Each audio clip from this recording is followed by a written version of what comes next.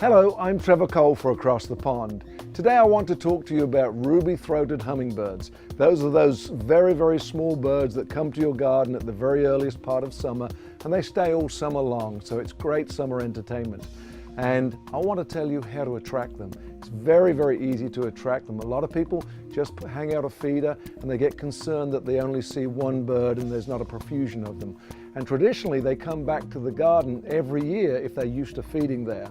So once you start feeding them, then they should be back again next year. But there are some key things that you need to remember when you're attracting hummingbirds. One is to have multiple feeders. The reason for multiple feeders is because the male hummingbird is very territorial. You hang one feeder, a male bird starts to feed there, and then it chases off all of the other birds that try to feed on that feeder. So the number one thing to attract several birds is to put up multiple feeders. And I'm talking 2, 3, 4, 5 feeders, space them apart, and then the hummingbirds will come to them. The single male bird then cannot protect all of those feeders.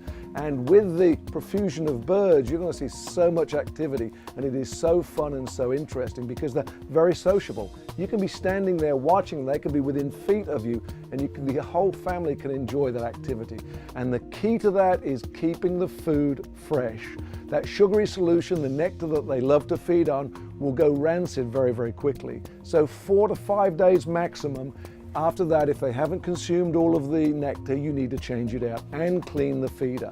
Because if they get the taste of rancid nectar, they will not come back to that feeder, maybe not come back to your garden. So maintain a regimen, keep the feeders clean, keep it fresh, and keep them topped up. But the way to do it is use a good feeder combination and a feeder that is easy to maintain and easy to clean. Something similar to this.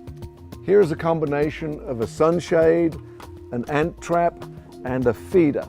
This is a great combination for attracting hummingbirds. The shade is to protect the nectar from the sun, to give you extra shelf life when it's in the feeder.